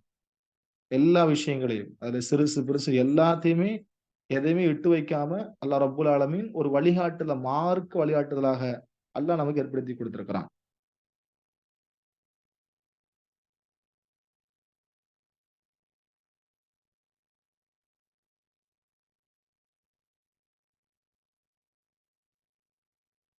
மஸ்ஜிதுல் ஹரமுக்குள்ள ஹைலுடைய பெண்கள் போகலாமான்னு கேள்வி கேட்கிறாங்க. அப்ப மஸ்ஜிதுல் ஹரமும் பள்ளிவாசல் தானே. ரசூலுல்லாஹ் சொன்னாங்க இல்லையா? ஆ ஆயிஷா ரலியல்லாஹு அவங்களுக்கு வந்து ஹைல் ஏற்பட்ட நிலையில ரசூல் என்ன சொன்னாங்க? நீ ஹஜ்ஜுடைய எந்த கடமையும் என்ன நிறைவேற்றக்கூடாது. இபாதத் சார்ந்த கடமையை நிறைவேற்றாம, குர்ஆன மட்டும் நீ என்ன செய்யலாம்? ஓதிக்கொள்ளலாம் அப்டின்னாங்க ரசூலுல்லாஹி ஸல்லல்லாஹு அலைஹி வஸல்லம். ஆயிஷா அவர்களுக்கு ஸ்பெஷலா சொல்லக்கூடிய விஷயம் அது. அப்ப அது ஒட்டுமொத்த பெண்களுக்கும் சொல்லப்பட்ட விஷயம் அது. அப்ப ஹஜ்ஜுடைய கடமை பொறுத்தவரைக்கும் தவாப் செய்வது, ஹரமுக்குள்ள இருக்கிறது எல்லாமே இபாதத் அது. அப்ப அவங்க இப்போ ஹைலுடைய பெண்களுக்கு இபாதத் முற்றிலும் என்ன செய்யப்பட்டு தடுக்கப்பட்டிருக்கிறது. அவங்க சுத்தமடைகிற வரைக்கும் அவங்க எந்த இபாதத் செய்யக்கூடாதுங்கிறது சட்டம் அது. மஸ்ஜிதுல் ஹரமும் பள்ளிவாசல் தான். அப்ப அங்க அவங்க குர்ஆன மட்டும் என்ன செய்யலாம்? வரக்கூடாதுன்னாங்க ரசூலுல்லாஹி. நல்லா விளங்கிக்குவாங்க. வரக்கூடாதுன்னாங்க. இப்ப பாருங்களேன். ஹஜ்ஜி பெருநாள் கூட பாருங்க, திடலுக்கு ரசூலா வர சொன்னாங்க. ஆனா முஸ்தலால ஏறக்கூடாதுன்னு சொன்னாங்க. ஏன்? அந்த வணக்கம் சார்ந்த விஷயங்கள் வரும் பொழுது, வணக்கம் செய்யப்படக்கூடிய இடத்திலேயோ, வணக்கம் சார்ந்த விஷயத்துல என்ன செய்யக்கூடாது? அவங்க தலையிடக்கூடாது. ஹைதுடைய பெண்கள். அது அவங்களுக்கு தடுக்கப்பட்டிருக்கிறது. இயற்கை தேவை நிறைவேற்றுவதனுடைய ஒழுங்குகள். பொதுவாக மார்க்கம், அல்லாஹ்வுடைய மார்க்கத்தை பொறுத்தவரைக்கும் என்ன அப்படின்னு சொன்னா, நமக்கு எல்லா விஷயங்களுமே சொல்லி தரப்பட்ட ஒரு மார்க்கம் இஸ்லாமிய மார்க்கம். A to Z. அதுல சிறுசு பெருசு எல்லாத்தையுமே அல்லாஹ்வுடைய தூதர் மூலமா நமக்கு கிடைச்சிட கடுத்து இருக்கிறாங்க. எந்த அளவுக்கு சொன்னா, சல்மான் பாரிஸ் ரலியல்லாஹு அவங்களுடைய அவர்ட்ட வந்து ஒரு யூதன் வந்து ஒரு கேள்வி கேட்பான். என்ன கேள்வி கேட்பான்னா, உங்களுடைய மார்க்கம் எதையுமே விட்டு வைக்கவில்லையா? எல்லாத்தையும் உங்களுக்கு சொல்லிக் குடுத்திருக்குதா? என்று கேட்கும்போது, அப்போது சல்மான் பாரிஸ் ரலியல்லாஹு அவங்க சொல்லக்கூடிய செய்தி, ஆமா. அல்லாஹ்வுடைய தூதர் ஸல்லல்லாஹு அலைஹி வஸல்லம் அவர்கள் எங்களுக்கு சொல்றாங்க இல்லையா? மலஜலம் சிறுநீர் கழித்து விட்டு அதை எப்படி சுத்தம் செய்ய வேண்டும் உட்பட எங்களுக்கு நினைச்சிருக்கிறாங்க, கடுத்து இருக்கிறாங்க. நல்லா விளங்கிக்கோங்க. மலஜலம் கழிக்கக்கூடிய கழித்து விட்ட பிறகு அதை எப்படி சுத்தம் செய்ய வேண்டும், அதை எப்படி கழிக்க வேண்டும் முதற்கொண்டு எங்களுக்கு நினைச்சிருக்கிறாங்க, கடுத்து இருக்கிறாங்க. அந்த அளவுக்கு மார்க்கத்துல எல்லாமே நமக்கு சொல்லப்பட்ட ஒரு அது எப்படி பாருங்களேன், அது ஒரு ஒரு வழிபாட்டின் மூலமாகவே நமக்கு மார்க்கம் வலியுறுத்தப்பட்டிருக்கிற விஷயம் அது. அதை செய்வது எல்லாமே ஒரு சுண்ணாவாக, ஒரு வழிமுறையாக நமக்கு நபி ஸல்லல்லாஹு அலைஹி வஸல்லம் சொல்லித் தருகிறாங்க. இன்றைக்கு சிலருடைய வாழ்க்கை நீங்க பார்க்கலாம். சுத்தம் சார்ந்த விஷயத்துல, உதாரணத்துக்கு மலஜலம் கழிக்கக்கூடிய விஷயத்துல சுத்தம் செய்யறது வந்து பழக்க வழக்கத்தில் வேண்டுமானாலும் கூட நினைச்சு அவங்க அதன் மூலமாக தெரிஞ்சிருக்கலாமே தவிர, ஒரு வழிமுறையாக, ஒரு மார்க்க வழிமுறையாக, ஒரு மத வழிபாட்டின் மூலமாக அடிப்படையில அவங்க அத அறிஞ்சிருப்பாங்கன்னு கேட்டா கிடையாது. சொல்லிக் குடுத்திருப்பாங்க. இப்படித்தான் இருக்கணுங்கிற அடிப்படையில அத செய்வாங்களே தவிர, அது ஒரு ஒரு ஒரு ஒரு வழிமுறையாக, இது ஒரு மார்க்கத்துடைய வழிமுறை. அந்த அடிப்படையில யாரும் நிச்சயம் பண்ண செஞ்சிருக்க மாட்டாங்க. ஆனா, இஸ்லாம் மார்க்கத்தை பொறுத்தவரைக்கு, அல்லாஹ்வுடைய தூதர் ஸல்லல்லாஹு அலைஹி வஸல்லம் எல்லா விஷயங்களுமே எல்லா விஷயங்களுமே அது ஒரு மத வழிபாட்டின் மூலமாகவே நமக்கு கிடைச்சிருக்கிறாங்க. ஒரு முஸ்லீம் சொன்னா இப்படியெல்லாம் இருக்கணும், இப்படி நடக்கணும், இப்படியெல்லாம் ஒரு வாழ்க்கையினுடைய வழிமுறை நமக்கு அழகாக நினைச்சிருக்கிறாங்க. நமக்கு அத கோர்த்து குடுத்திருக்கிறாங்க. ஓகேவா? அப்போ நீங்க எல்லாம் பாருங்களேன், இஸ்லாத்தினுடைய எல்லா வழிகாட்டு நீங்க எடுத்து பார்த்தீங்கன்னு சொன்னா, நீங்க பார்க்கலாம். மனிதன் பின்பற்றுவதற்கான அனைத்து விதமான வழிகாட்டுதலும் எங்க சொல்லப்பட்டிருக்கு? இஸ்லாம் மார்க்கத்துல சொல்லப்பட்டிருக்கிறது. மனிதன் பின்பற்றுவதற்கான எல்லா விஷயங்களும் என்ன செய்யப்பட்டிருக்கிறது? இஸ்லாம் மார்க்கத்துல சொல்லப்பட்டிருக்கிறது. இது நீங்க இத எடுத்து பார்த்தீங்கன்னா, சிலருடைய அந்த கொள்கை கோட்பாடுகள், சில மத வழிபாடுகள் நீங்க பார்த்தீங்கன்னு சொன்னா, இந்த விஷயங்கள் சொல்லப்பட்டிருக்காது. இதெல்லாம் வந்து இது வந்து தனி மனித வாழ்க்கையில அவன் அவன் செஞ்சுக்கிறதா? இதமா சொல்லியிருப்பாங்க அப்படின்னு கேள்வி கேட்பாங்களே தவிர, ஆனால் அது அவங்களுடைய மார்க்கத்துல, அவங்களுடைய மத விஷயத்துல சொல்லப்பட்டிருக்கிறதே கிடையாது. ஆனா இஸ்லாம் மார்க்கத்தை பொறுத்தவரைக்கும் எல்லா விஷயங்களுமே எங்க சொல்லப்பட்டிருக்கிறது? நம்முடைய மார்க்கத்துல சொல்லப்பட்டிருக்கு. அந்த அடிப்படையில ஒரு இயற்கை தேவையை நிறைவேற்றுகிற பொழுது, நம்ம எப்படி அதை பேண வேண்டும்? அங்க என்னென்ன ஒழுங்குகள் இருக்கிறது? எதெல்லாம் தவிர்க்கப்பட வேண்டுங்கிற விஷயத்த நம்ம தெரிந்து கொள்ள வேண்டும். ஓகேவா? முதலாவது விஷயம். முதலாவது விஷயம் என்ன அப்படி சொன்னா, இதெல்லாம் வந்து அன்றாட வாழ்க்கையில நம்ம செய்கிறோம். ஒருவேளை நீங்க அத மல நம்முடைய மார்க்க வழிகாட்டின் அடிப்படையில நீங்க என்ன செய்வீங்க? அத செஞ்சுகிட்டு இருப்பீங்க. நான் சொல்லப்படக்கூடிய விஷயங்கள் சில நேரம் உங்களுக்கு தெரியாம இருக்கலாம். அல்லது நீங்க ஏற்கனவே என்ன செஞ்சுகிட்டு இருப்பீங்க. நான் ஸ்பீடா போறேன்னு நெனச்சுட்டு நீங்க புரியாம உங்களுக்கு புரியலன்னு சொன்னா, திரும்பி நீங்க என்ன செய்யலாம்? கேள்வி கேட்கலாம். ஓகேவா? அதாவது நம்ம வந்து டெய்லி அன்றாட சில கடமைகள செய்வோம். அன்றாடம் சில கடமைகள செய்வோம். அதுல நான் இப்ப சொல்லப்படக்கூடிய விஷயங்கள் நீங்க அன்றாடம் செய்யக்கூடிய கடமை தான். அதுல சில விஷயங்கள் நீங்கள் எதெல்லாம் செய்யலையோ, நான் சொல்லக்கூடிய விஷயங்கள் எதெல்லாம் நீங்க செய்யாம இருக்கீங்களோ, அத நீங்க என்ன செய்யணும்? பேணிக்கிறணும். அதே நேரத்துல வந்து நீங்க செய்யாத சில விஷயங்கள் நான் என்ன செய்வேன்? நான் இங்க சொல்லுவேன். உங்களுக்கு தெரிஞ்ச விஷயமா இருந்தா என்ன செய்வேன்? நான் ஸ்பீடா என்ன செய்வேன்? நான் போயிருவேன். ஓகேவா? இது நம்ம அன்றாடம் செய்ய வேண்டிய விஷயம்னால, இது நம்ம அதுக்கு அதிகம் விளக்கம் குடுக்க வேண்டிய அவசியம் கிடையாது. முதலாவது விஷயம் என்ன அப்படி சொன்னா, முதலாவது வந்து அ கழிப்பறைக்கு நுழைகிற பொழுது செய்ய வேண்டிய ஒரு விஷயம் என்ன அப்படி சொன்னா, துவா. கழிப்பறைக்கு நுழையும்போது கண்டிப்பா நம்ம என்ன செய்யணும்? துவா செஞ்சுட்டு தான் என்ன செய்யணும்? போகணும். ஏன்னா ரசூல் ஸல்லல்லாஹு அலைஹி வஸல்லம் அவங்க கழிப்பறைக்கு நுழையும்போது என்ன செய்றாங்க? துவா செஞ்சுட்டு தான் உள்ள போயிருக்கிறாங்க. அல்லாஹும்ம இன்னி அஊது பிக்க மினல் குபுஸி வல் கபாயிஸி என்கிற துவாவ ரசூல் என்ன செய்றாங்க? இந்த துவாவை கூறுவது ரசூல் ஸல்லல்லாஹு அலைஹி வஸல்லம் ஒரு சுன்னத் அது. அதே நேரத்துல அந்த கழிப்பறைக்குள்ள நுழைகிற பொழுது, நம்ம எப்படி போகணும் அப்படி சொன்னா, இடது கால என்ன செய்யணும்? முன் வச்சுட்டு போகணும். ஏன்னா சில நேரங்கள் நம்ம இதெல்லாம் நம்ம லைஃப்ல வந்து நிச்சயம் மாட்டோம். அத பேணி பார்த்திருக்க மாட்டோம். நம்மளுக்கு நெருக்கடியான நிலையில நினைச்சு ஒரு எமர்ஜென்சி அவசரம் அப்படின்னா, இதெல்லாம் இந்த சுண்ணாவெல்லாம் பேணப்படாம நம்ம நினைச்சுட்டு ஓடிருவோம். ஆனா, இது இந்த சுண்ணா கண்டிப்பாக பேணப்பட வேண்டும். ஏன்னா இந்த விஷயத்த ரசூல் ஸல்லல்லாஹு அலைஹி வஸல்லம் நமக்கு வலியுறுத்தி இருக்கிறாங்க. ஓகேவா? ஏன்னா இன்னும் சொல்லுவாங்க இல்லையா, சில பேர் சொல்லுவாங்க, என்ன ஒரு விஷயமா இருந்தாலும் சரி, இந்த தேவையை மட்டும் நினைச்சு மனுஷனால் நிறுத்த முடியாது. மனிதனுக்கு என்ன ஒரு தேவை இருந்தாலும் பொறுத்துக் கொள்வான். ஆனா இந்த விஷயத்தை மட்டும் நினைச்சு இப்படி பொறுத்துக் கொள்ளவே முடியாது. அப்படிப்பட்ட ஒரு இடம் மலஞ்சலம் கழிக்கக்கூடிய விஷயத்தை பொறுத்தவரைக்கும் நம்ம என்ன செய்ய அவசரமாக போயிருவோம். அவசரமாக போகிற நேரத்துல இந்த சுன்னத் என்ன செய்யக்கூடாது, பேணப்படாமல் போயிடக்கூடாது. அப்போ கழிப்பறைக்குள்ள நுழையும் பொழுது துவா சொல்லிட்டு போகணும். அதே நேரத்துல உள்ள நுழைகிற நேரத்துல இடது கால் என்ன செய்யணும், முற்படுத்தணும். அந்த துவானுடைய பொருள் உங்களுக்கு தெரியும். நீங்க படிச்சிருப்பீங்க, மனப்பாடம் செஞ்சிருப்பீங்க. அல்லாஹும்ம இன்னி அவுது பிக்க மினல் குபுசி வல் கபாயிசி. அல்லாஹ்வே, நிச்சயமாக நான் உன்னிடத்தில் பாதுகாப்பு தேடுகிறேன். எதை விட்டு? அவுது பிக்க பாதுகாப்பு தேடுகிறேன். மினல் குபுசி வல் கபாயிசி. ஆண் பெண் ஷைத்தானுடைய தீங்குகளை விட்டும், ஆண் பெண்ணுடைய ஷைத்தான்களுடைய தீங்கை விட்டும் உன்னிடத்தில் நினைச்சு நான் பாதுகாப்பு தேடுகிறேன். ஏன் ரசூல் அந்த துவா செய்ய சொன்னாங்க அப்படின்னா, நிறைய கெட்ட எண்ணங்கள் ஏற்படக்கூடிய இடம் அது ஒரு கழிவறை. அதனால என்ன செஞ்சாங்க, உள்ள நுழைகிற பொழுது நீங்க என்ன செய்யுங்க, துவா செஞ்சுட்டு போங்க. உள்ள நுழைகிற பொழுது இடது காலம் முற்படுத்தி என்ன செய்யுங்க, நீங்க போங்க. வெளியே வரும் பொழுது வலது காலம் முற்படுத்துங்க. வெளியே வரும்போது என்ன செய்யுங்க, வலது காலம் முற்படுத்துங்க. வெளியே வந்து என்ன செய்யுங்க, குஃப்ரானக்க குஃப்ரானக்க இது துவா நீங்க என்ன செஞ்சுக்கோங்க, ஓதிக்கோங்க. ஈஸியான துவா. ரசூல் ஸல்லல்லாஹு அலைஹி வஸல்லம் நமக்கு சொல்லிக் கொடுத்த துவால ஈஸியான ஒரு துவா இது.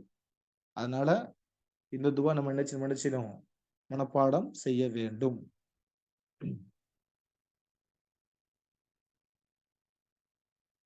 அடுத்து பொறுத்தவரைக்கும் என்னன்னா, இன்னொரு விஷயம் என்னன்னா, மலஜலம் கழிக்கிற நேரத்துல பேணப்பட வேண்டிய ஒரு முக்கியமான விஷயம். நம்ம காலத்துக்கு இது பொருந்தலாட்டாலும் கூட, சில நேரங்கள்ல இந்த மாதிரி ஒரு நிலை ஏற்படும் பொழுது இதை நாம் பேணணும். என்ன விஷயம்னா, வெட்ட வெளியாக இருக்கிற நேரத்துல நம்ம வந்து மலம், ஜலம் கழிக்கிற ஒரு நிலை நமக்கு ஏற்பட்டால், மறைவான இடத்துக்கு என்ன செய்யணும்? மலஜலம் கழிக்கணும். இப்ப நமக்கு அது தேவை இருக்காது. காரணம் என்னன்னா, நம்மளுடைய வீடுகள் எல்லாம் இன்னைக்கு டெக்னாலஜி வளர்ந்துருச்சு. எல்லா இடங்களும் இன்னைக்கு என்ன செய்யப்பட்டுருச்சு, டாய்லெட் கட்டப்பட்டுருச்சு, கழிவறைகள் கட்டப்பட்டுருச்சு. அதனால ஒரு இடத்துக்கு போனாலும் சரி, அங்க நமக்கு ஒரு இடத்துல ஸ்டே பண்றதாலும் சரி, ஒரு டிராவல் இருக்கிறோம். டிராவல் இருக்கும்போது ஒரு இடத்துல இருக்கிறப்ப எல்லா இடங்கள்லயுமே வண்டி நிறுத்தக்கூடிய இடங்கள்ல என்ன செய்யப்பட்டிருக்கு, டாய்லெட் கட்டப்பட்டிருக்கிறதுனால பிரச்சனை கிடையாது. அவங்க ரசூலுல்லாஹ்வுடைய காலத்துல வெட்ட வெளியில நினைச்சிருக்கிறாங்க, மலஜலம் கழித்திருக்கிறாங்க. பொதுவாக நம்மளுடைய காலத்துக்கு முன்னாடி ஒரு 10, 20 வருஷத்துக்கு முன்னாடிலாம் போனீங்கன்னா, அந்த மாதிரியான சூழல்லாம் இருந்துச்சு. இப்போ வளர்ந்த டெக்னாலஜி வளர்ந்திருக்கனால நம்ம நினைச்சிரோம், வீட்டுக்கு வீடு முடிச்சு கழிவறை கட்டியிருக்கோம். அதனால பிரச்சனை கிடையாது. ஒருவேளை அந்த மாதிரியான சூழ்நிலை நமக்கு ஏற்பட்டால், வெட்ட வெளியில மலஜலம் கழிக்கக்கூடிய ஒரு நிலை ஏற்பட்டுச்சுன்னா, தூரமான பகுதியில மக்களுடைய கண்களுக்கு தென்படாத தூரத்துக்கு நம்ம நினைச்சிரணும், போயிரணும். மறைவான இடத்துல தான் போய் நினைச்சிடணும், மலஜலம் கழிக்கணும். இது 2வது விஷயம். ஓகேவா? 1வது விஷயம் கழிப்பறைக்கு நுழைகிற பொழுது. 2வது விஷயம் மறைவான இடத்துக்கு என்ன செய்யணும், போகணும். 3வது விஷயம் என்ன அப்படி சொன்னா, கிப்லாவை என்ன செய்யக்கூடாது, முன்னோக்க கூடாது. கிப்லாவை முன்னோக்க கூடாது.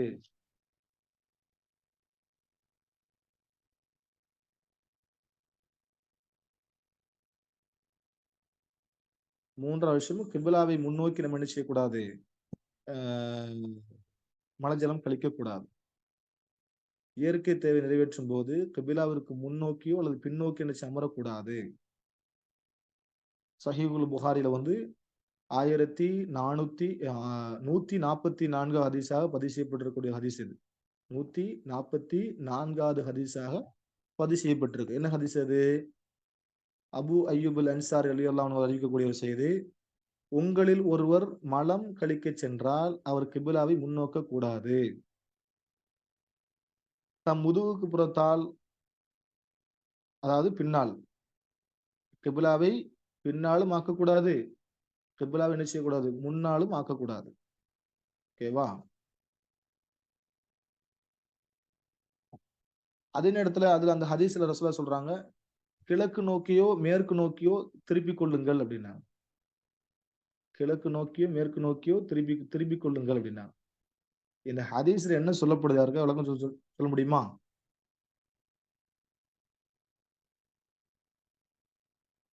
உங்களில் ஒருவர் மலம் கழிக்க சென்றால் அவர் கிபிலாவை முன்னோக்க கூடாது. அதே நேரத்துல அந்த கிபிலாவை அது பின்னாடி இருக்கக்கூடாது. அந்த கிபிலாவை பின்னாலும் ஆக்கக்கூடாது. எனவே கிழக்கு நோக்கியோ மேற்கு நோக்கியோ திருப்பிக் கொள்ளுங்கள். ரசூலுல்லாஹ் நினைச்சாங்க அந்த செய்தியில சொல்றாங்க. அப்படின்னு என்ன? இந்த ஹதீஸ் மதீனாவாசிகளுக்கு சொல்லப்பட்ட ஒரு செய்தி. இதனால அவங்களுக்கு வந்து கிபிலா வந்து நல்லா விளங்கிக்கோங்க. அவங்களுக்கு வந்து கிபிலா வந்து ரசூலுல்லாஹ் கிழக்கு நோக்கி மேற்கு நோக்கி ஆக்குனா, அப்ப ரசூல் ஸல்லல்லாஹு அலைஹி வஸல்லம் அவங்களுக்கு கிபிலா வந்து கிழக்குல மேற்குலயும் கிடையாது. ஓகேவா? கிழக்கு மேற்கு கிடையாது அவங்களுக்கு கிபிலா. அவங்களுக்கு வடக்கு தெற்கு இருந்துச்சு. மதீனாவாசிகளுக்கு வடக்கு தெற்கு. ஓகேவா? நமக்கு கிழக்கு மேற்கு. அப்ப நம்ம என்ன செய்யக்கூடாது? கிழக்கு மேற்குக்கும் கிபிலா என்ன செய்யக்கூடாது? முன்னோக்கி மலம் கழிக்க கூடாது. மலஜலம் கழிக்கக்கூடாது. சிறுநீர் கழிக்கும் மலமோ சிறுநீர் கழிக்கக்கூடாது. சஹீஹுல் புகாரில வந்து 144 ஹதீஸ் இது. ஆனா இதுல ஒரு விஷயம் என்ன அப்படின்னு சொன்னா, கட்டடங்கள் இருந்தாலே தவிர, கட்டடங்கள் இருந்தா பிரச்சனை இல்ல.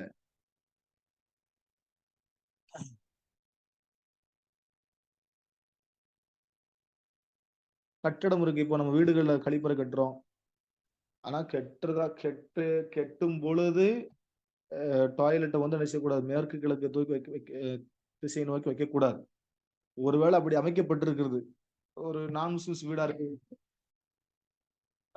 முஸ்லிம் அல்லாதவருடைய வீடுகளுக்கு போறோம். அவங்களுக்கு தெரியாது. அவங்க இந்த மாதிரியான ஒரு நிலையில அந்த டாய்லெட் கட்டியிருக்கிறாங்கன்னு சொன்னா, அங்க சுவர் இருந்தா, தடுப்பு இருந்தா பிரச்சனை கிடையாது. தடுப்பு இருந்தால் பிரச்சனை கிடையாது. ரசூலுல்லாஹ்வுடைய காலத்துல ரசூல் ஸல்லல்லாஹு அலைஹி வஸல்லம் அப்படி இருந்திருக்கிறாங்க. சஹீஹுல் புகாரில 148வது ஹதீஸ் இது. இப்னு உமர்ல அவங்க அறிவிக்கக்கூடிய ஒரு செய்தி. அவங்க என்னன்னா, ஒரு நாளு ஹப்ஸா ரலியல்லாஹு அன்ஹா அவங்களுடைய வீட்டினுடைய கூரையின் மேல அவங்க ஒரு வேலையாக என்ன செஞ்சாங்க? மேல ஏறுறாங்க. ஹப்ஸான்னா யாரு? உமர் அலினுடைய மகள். ஓகேவா? உமருடைய மகன் தான் அப்துல்லா இப்னு உமர். ஓகேவா? அப்ப இவர் வந்து தன்னுடைய சகோதரருடைய வீட்டுக்கு போய் ஒரு வேலையாக வீட்டினுடைய அந்த கூரைக்கு மேல ஏறுறாங்க. அப்ப ரசூல் ஸல்லல்லாஹு அலைஹி வஸல்லம் என்ன செய்றாங்கன்னு சொன்னா, அவங்க தன்னுடைய இயற்கையத்தை நிறைவேற்றுவதற்காக ஒரு இடத்துல அமர்ந்திருக்கிறாங்க. அப்படி அமர்ந்திருக்கும்போது அவங்களுக்கு சிரியாவை வந்து முன்னோக்கியும், கிபிலாவை பின்னோக்கி அமர்ந்தவராக ரசூலுல்லாஹ் இருந்திருக்கிறாங்க. அப்போ இருந்தாங்கன்னா, ரசூல் ஒரு தடுப்பு சுவருக்குள்ள இருந்து நினைச்சுக்கிறாங்க. தன்னுடைய தேவை நிறைவேற்றிருக்கிறாங்க. அப்ப தடுப்பு சுவர் இருந்தால் என்ன செய்யலாம்? கிபிலா வந்து என்ன செய்யலாம்? முன்னோக்கி கொள்ளலாம், பின்னோக்கி கொள்ளலாங்கிறது தப்பு. அப்படி இருந்தா பிரச்சனை கிடையாது அப்படிங்கிறது இங்க சொல்லப்பட்ட ஒரு செய்தி. ஓகேவா? இன்னும் சில இடங்கள்ல பாருங்களேன், இன்னொரு ஹதீஸ் வருது. சுனன் அபூதாவூதுல வந்து 11வது ஹதீஸ். அபூதாவூதுல 11வது ஹதீஸ்.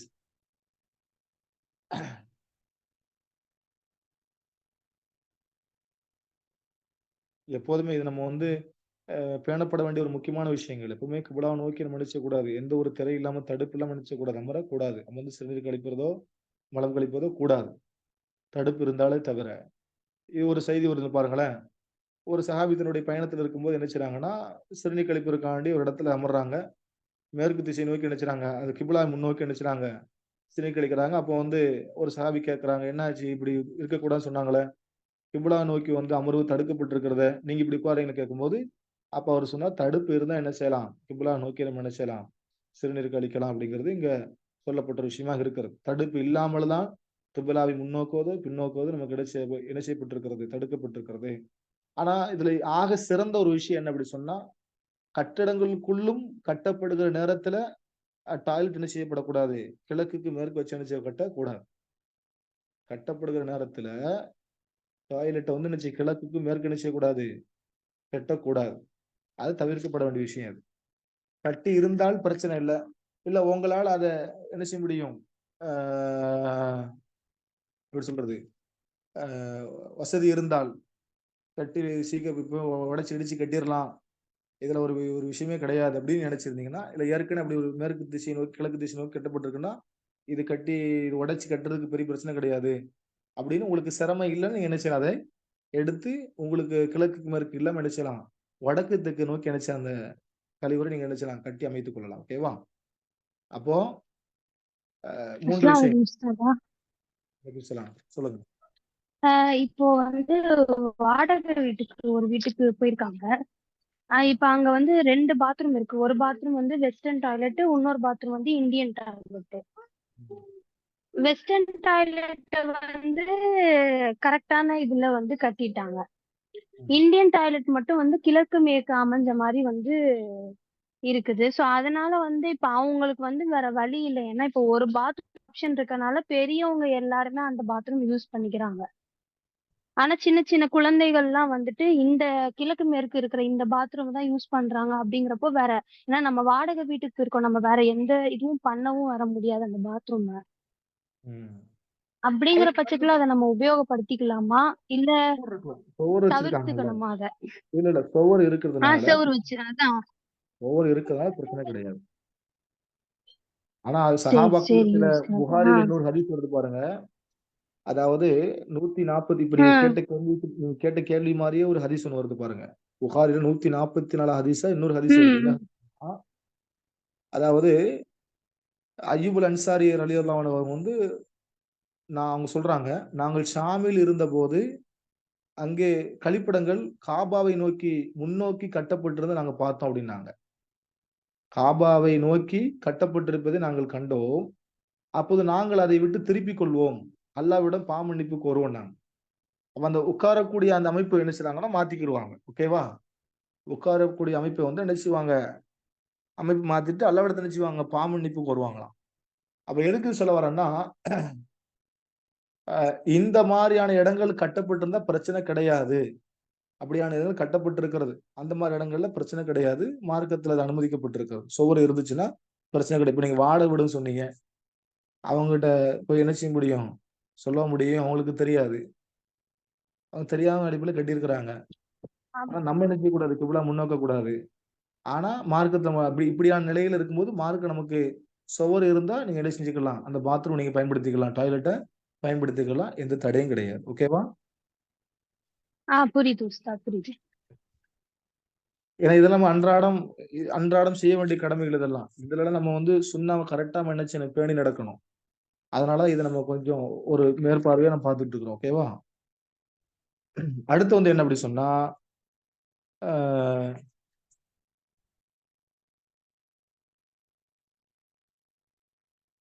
மலஜலம் கழிக்கக்கூடியவர்கள் எதெல்லாம் செய்யக்கூடாது? மலஜலம் கழிக்கக்கூடியவர்கள் எதெல்லாம் செய்யக்கூடாது? செய்யக்கூடாத காரியங்கள் என்ன? செய்யக்கூடாத காரியங்கள். பொதுவாக வந்து பெண்களை பொறுத்தவரைக்கும் உங்களுக்கு இந்த சட்டங்கள் உங்களுக்கு எது பொருந்தாட்டாலும் கூட நீங்க வீட்டு பெண்களாக இருக்கிறதுனால உங்களுடைய பிள்ளைகள் என்ன செய்யலாம்? இந்த வழிகாட்டுதல் அடிப்படையில் என்ன செய்யலாம்? வளர்க்கலாம். ஏன்னா எல்லாம் தாய்மார்களா இருக்கிறீங்க. தாய்மார்கள்னா இப்ப தாய்மார்களா இருப்பீங்க. இனி வரக்கூடிய காலத்துல உங்களுக்கு என்ன செய்யலாம்? நல்லா குழந்தை பாக்கியத்தை கொடுத்து நீங்க என்ன செய்யலாம்? தாய்மார்களா நீங்க இருக்கலாம். அப்போ ஒரு குழந்தையை வளர்த்தெடுக்கக்கூடிய ஒரு முக்கிய பொறுப்பு பெண்களுக்கு இருக்கிறது. நம்ம ஆரம்பத்துல ஃபிக்ஹ்னுடைய கிளாஸ்னுடைய ஆரம்பத்துல ஒரு செய்தியை நான் வந்து வலியுறுத்தியிருந்தேன். மார்க்க சட்டங்களை பற்றி பெண்கள் படிக்கக்கூடிய நோக்கம் என்ன அப்படி சொன்னா, குடும்பத்தை நினைச்சலாம் மார்க்க வழிகாட்டுதல் அடிப்படையில் நினைச்சலாம் கொண்டு செல்லலாம். அந்த அடிப்படையில இப்ப நம்ம படிக்கக்கூடிய இந்த பாடத்தை பொறுத்தவரைக்கும் என்ன அப்படி சொன்னா, உங்களுக்கு அது பயன்படலாட்டாலும் உங்களுடைய பிள்ளைகளுக்கு அது என்ன செய்ய பயன்படும். அதனால நீங்க கொஞ்சம் கவனமா கேட்டு அந்த பிள்ளைகள அந்த அடிப்படையில நீங்க என்ன செஞ்சுக்கலாம்? வளர்த்துக்கிறலாம். அப்ப மழை ஜலம் கழிக்கிற நேரத்துல இப்ப நம்ம இவ்வளவு விஷயம் சொன்னோம். இந்த விஷயங்கள் எல்லாமே நீங்க பார்த்தீங்கன்னு சொன்னா, இப்ப இவ்வளவு விஷயம் பார்த்தோம் இல்லையா? இந்த விஷயம் எல்லாமே நீங்க பார்த்தீங்கன்னு சொன்னா,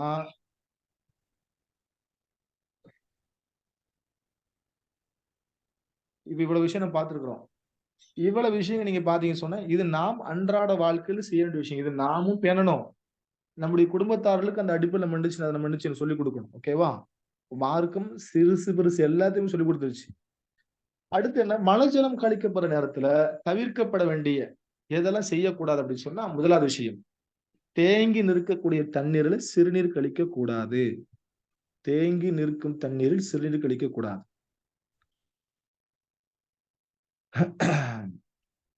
நபி ஸல்லல்லாஹு அலைஹி அவர்கள் சொன்னாங்க, நஹா அன் யுபால ஃபி மாஇ ராகித். அதாவது தேங்கி நிற்கும் தண்ணீரில் சிறுநீர் கழிப்பதை நபி ஸல்லல்லாஹு அவர்கள் தடை செய்தார்கள். சஹீஹ் முஸ்லிம்ல 281வது ஹதீஸ் இது. அப்ப தேங்கி நிற்கக்கூடிய தண்ணீர் என்ன செய்யக்கூடாது? சிறுநீர் கழிக்கக்கூடாது. உங்க பிள்ளைங்க ஆண் பிள்ளைங்கலாம் இருக்கிறாங்க. ஆண் வாரிசு உங்களுக்கு இருக்குன்னு சொன்னா, பிள்ளைங்கள இந்த வழிகாட்டுதல கொண்டு போகணும். என்னைக்கு இத சொல்லிக் கொடுக்கணும். இது மார்க்கம் மார்க்கத்துல சொல்லப்பட்ட விஷயம்ப்பா. பழக்கவழக்கத்துல செய்யற விஷயம் கிடையாது. மார்க்க அடிப்படையில சொல்லப்பட்ட விஷயம். அதனால என்ன செய்யணும்? தேங்கி நிற்கக்கூடிய தண்ணீர் என்ன சிறுநீர் கழிக்க கூடாது. பெண் பிள்ளைகளாக இருந்தாலும் சரிதான், ஆண் பிள்ளைகளாக இருந்தாலும் சரிதான். அத சொல்லிக் கொடுக்கணும். 2வது விஷயம் என்ன அப்படி சொன்னா, பாதையிலோ நிழல் தரக்கூடிய இடங்களிலோ, பொதுவான தோட்டங்களிலோ, கனி தரக்கூடிய மரத்தடியிலேயோ, நீர்நிலைகளிலேயோ மலம் ஜலம் கழிக்க கூடாது. பாதை, நிழல் தரக்கூடிய இடம், பொதுவான தோட்டங்கள், கனி தரக்கூடிய மரம், நீர்நிலைகள் 5 இடங்கள் என்ன செய்யக்கூடாது? மலஜலம் கழிக்க கூடாது.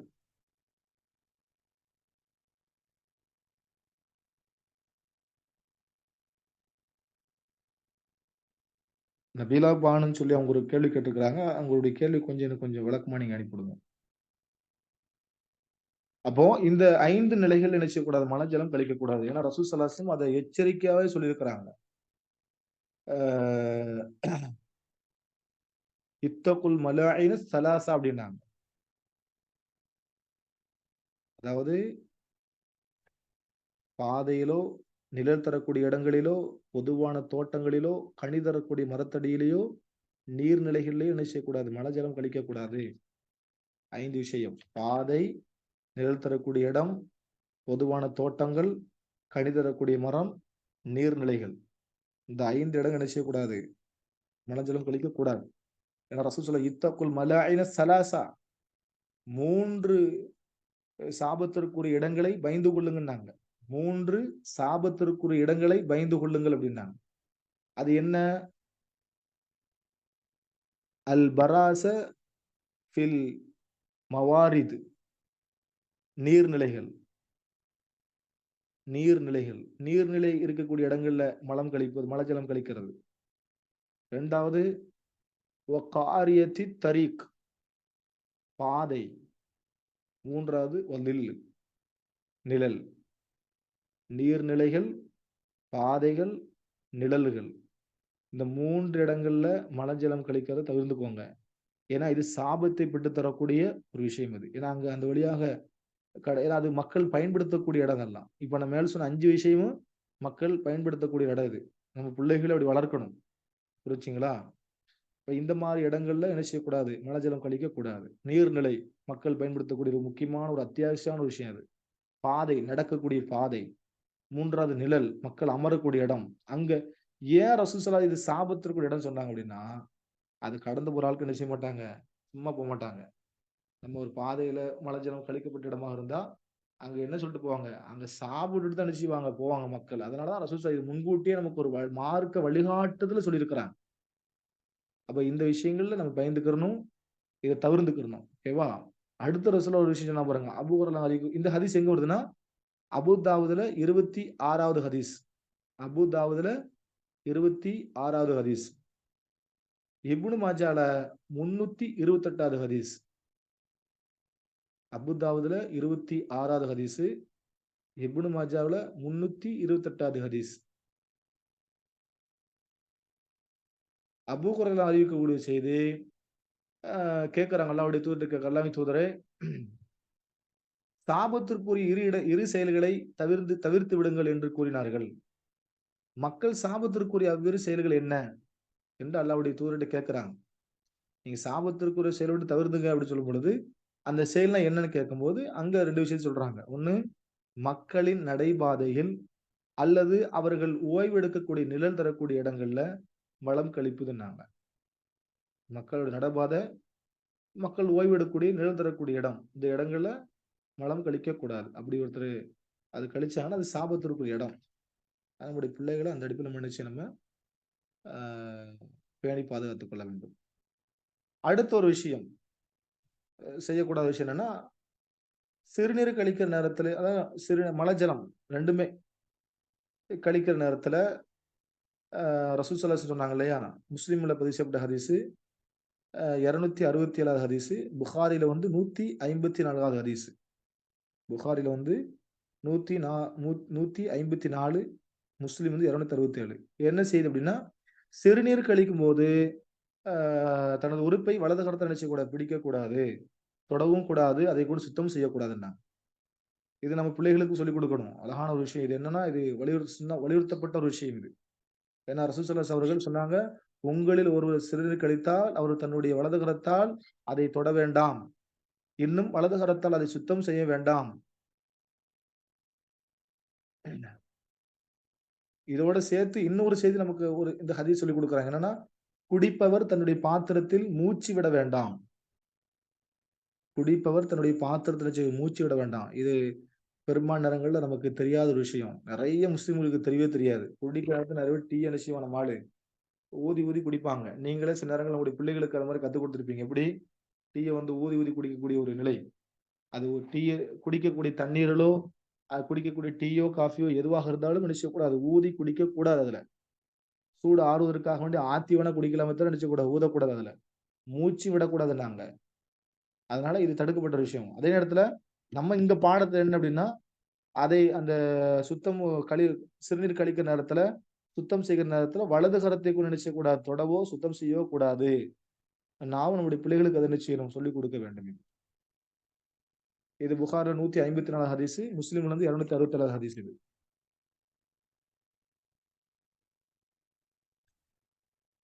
இன்னொரு முக்கியமான விஷயம். இது பிள்ளைகளுக்கு ரொம்ப பயனுள்ளதாக இருக்கும். சின்ன பிள்ளைங்களுக்கு எல்லாம் நம்ம இதை சொல்லிக் கொடுக்கக்கூடிய விஷயம் என்னன்னா, என்ன விஷயம்னா, மலஜலம் கழிக்கிற நேரத்துல தடுப்பு இல்லாத போது மலம் கழிப்பவர் காற்று வீசும் திசையை நோக்கி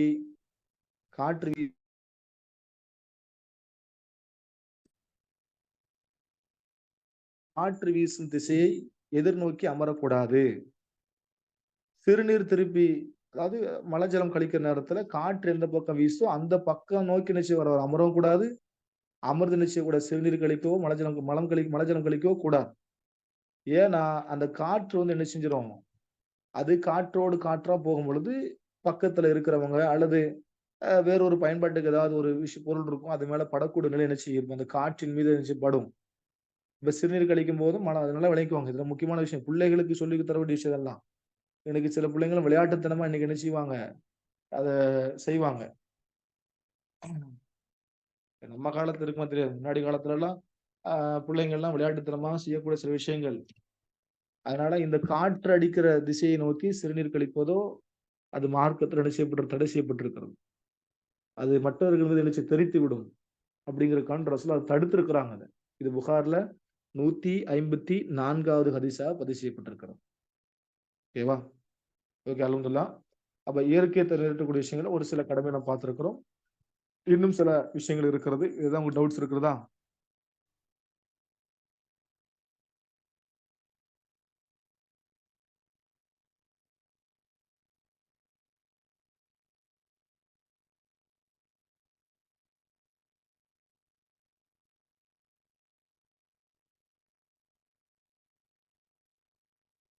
உங்களுக்கு இது பாடம் வந்து பயனுள்ளதா இருக்கு இல்லையா உங்களுக்கு? இது ஏன்னா நான் வந்து ரொம்ப ஸ்பீடா போறேன். என்னன்னா இது நம்ம அன்றாட பழக்க வழக்கத்தில் இருக்கக்கூடிய செயல்னால அதை எப்படி நம்ம கொண்டு போனா இது சுண்ணாவாவா நமக்கு வலியுறுத்தப்பட்டிருக்கு அப்படிங்கிறது தான் நினைச்சேன். அதை வாசிச்சு விட்டு இப்படி போறேன் நான். அதனால பிரச்சனை இல்லை. ஏன்னா நம்ம அன்றாடம் செய்ய வேண்டிய கடமைகள் இதெல்லாம். இந்த கடமைகள் வந்து சில நேரம் நம்ம மறந்துருப்போம். அது ஒரு நினைவூட்டலுக்காக வேண்டி நினைச்சிருக்கிறோம். இது நம்ம நடத்திருக்கிறோம். இங்க இன்னும் சில விஷயங்கள் இருக்குது. நமக்கு டைம் இல்லாதனால இன்ஷா அல்லாஹ் அடுத்த கிளாஸ்ல நிச்சயம் அதை பற்றியான ஒரு சில இயற்கையத்தை நிறைவேற்றும் போது பேணப்பட வேண்டிய சில முக்கியமான விஷயங்கள் இருக்கு. இன்னொரு 3 விஷயம் மட்டும் நடத்திடலாமா?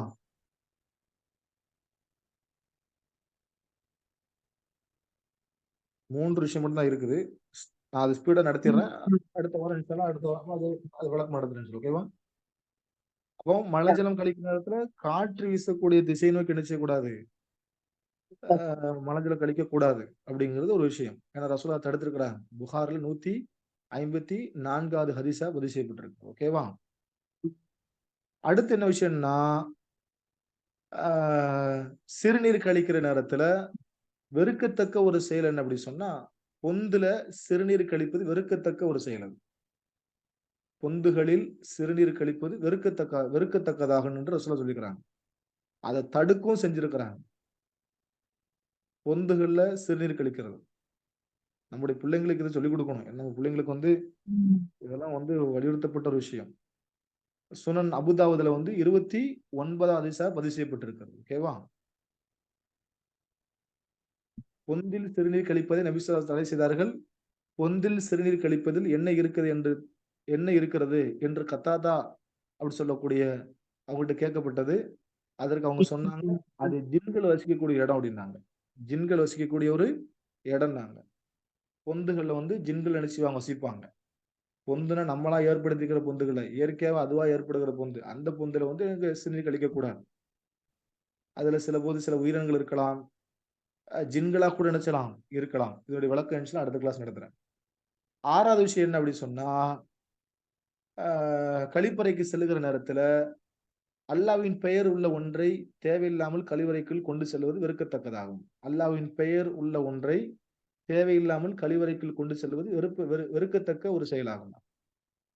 ரசூலுல்லாஹ்வுடைய காலத்துல ரசூல் ஸல்லல்லாஹு அலைஹி வஸல்லம் ஒரு மோதிரம் போட்டிருப்பாங்க. கான நபி ஸல்லல்லாஹு அலைஹி வஸல்லம் இதா தகல் குலா வதஅல் காத்தமஹுன்னா. ரசூல் ஸல்லல்லாஹு கழிப்பறைக்கு சென்றால் தமது மோதிரத்தை நினைச்சுவாங்க கழட்டி வைத்துவிட்டு நினைச்சுவாங்க போவாங்கன்னாங்க. அப்ப ரசூலுல்லாஹ்வுடைய மோதிரத்துல என்ன எழுதப்பட்டிருக்கு? அல்லாஹ் ஒரு ரசூல் போட்டிருக்கு. முஹம்மது ரசூலுல்லாஹ்னு போட்டிருக்கும். அப்ப அங்க அல்லாஹ்வுடைய வார்த்தை இங்க பொறிக்கப்பட்டிருந்தனால நினைச்சுவாங்க அதை கழட்டி விட்டு போவாங்க. அப்ப பெரும்பாலான மார்க்க அறிஞர்கள் சொல்லக்கூடிய விஷயம் என்ன? அல்லாஹ்வுடைய வாசங்கள் இருக்கக்கூடிய அல்லாஹ்வுடைய வார்த்தைகள் பொறிக்கப்பட்ட வசனங்களை உள்ள பொருட்களை என்ன செய்யக்கூடாது? கழிவறைக்குள் கொண்டு செல்லக்கூடாது. குர்ஆனுடைய வசனத்தை பொறுத்தவரைக்கும் அது வெளிப்படையாகவோ மறைத்தோ கழிவறைக்கு கொண்டு போவது ஹராம். அப்படின்னு சொல்லிட்டாங்க. அப்போ கையில என்ன உங்களுடைய கையில ஒரு ஒரு பேப்பர் இருக்குது. பேப்பர்ல குர்ஆன் எழுதப்பட்டிருக்கிறது. மோதிரம் இருக்குது. மோதிரத்துல வந்து ஏதாவது ஒரு வாசகங்களை நீங்க பொறித்த நிலையில நினைச்சிருக்கிறீங்க. மோதிரத்தை பதிச்சிருக்கிறீங்க. இந்த மாதிரி நேரம் நினைச்ச கூடாது. இது அறவே கழிப்பறைக்குள்ள கொண்டு போகக்கூடாது.